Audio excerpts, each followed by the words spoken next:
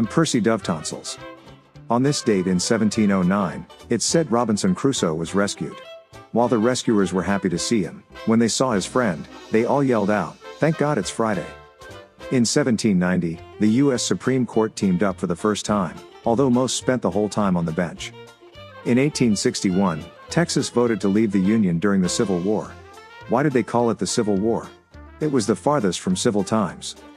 On this date in 1862, the Battle Hymn of the Republic, a poem by Julia Ward Howe, was published in the Atlantic Monthly. You know, they don't write battle hymns like they used to. In fact, not at all.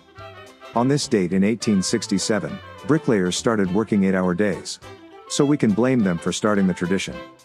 In 1893, Thomas Edison finished work on the first motion picture studio. Much to the relief of movie theater operators. The following invention on his list? The $10 tub of popcorn. On this date, in 1898, the very first auto insurance policy was sold by Travelers.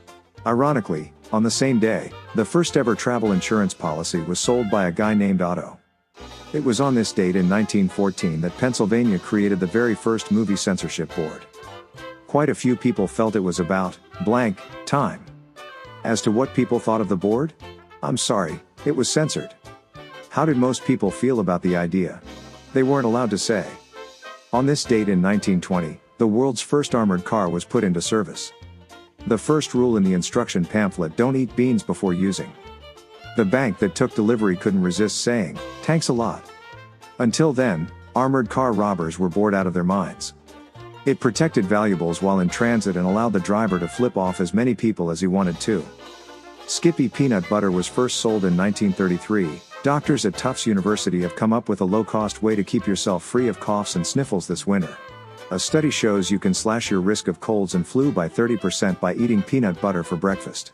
Peanut butter is loaded with vitamin E, which has a proven track record in fending off viruses like the ones responsible for colds and flu.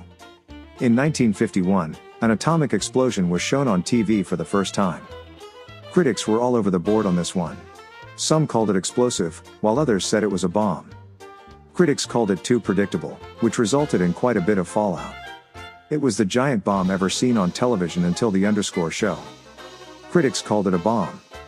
On this date in 1967, Buick began offering 8-track stereo options in their cars. The 8-track player allowed us to bring our favorite songs into our vehicles and interrupt them while the player changed tracks. It's Change Your Password Day, National Dark Chocolate Day, and National Get Up Day. So, get up, go over to your safe, get some dark chocolate you keep locked up, and change the password to the safe. February is also National Self-Check Month. I'll wait here. Harry Styles turns 29 today. If you're planning on buying him a gift, I hear he needs a new pair of pants. He ripped out a couple at his L.A. concert last week. Back in my day, Harry Styles were a fashion look. Harry, as far as your age goes, there's only one direction from here. MMA fighter Ronda Rousey is 36 today. I'll let you remind her. Heather Morris, Brittany from Glee, turns 36 today. I feel a song coming on. Rapper Big Boy of Outkast turns 48 today. And for those curious, yes, he does wear big boy pants. Michael C. Hall from Dexter turns 52 today. I had to wish him a happy birthday because that's one guy you don't want to tick off. Pauly Shore is 55 today. We'll always have Encino Man. No, seriously. We've tried to get rid of it. It just won't go away. Today would have been Lisa Marie Presley's 54th birthday. Sherilyn Fenn turns 58 today. She played the naughty Audrey way back in Twin Peaks. Bill Mumy, the original Will Robinson in the TV series Lost in Space, turns 69 today. He may star in a reboot of the series Lost My Car Keys in Space. And finally, I don't have a train of thought. I have 7 trains on 4 tracks that narrowly avoid each other when the paths cross, and all the conductors scream. With exciting facts to clutter your mind, I'm Percy Dove Tonsils, for KDAZ, Digital Broadcasting. And thanks for listening.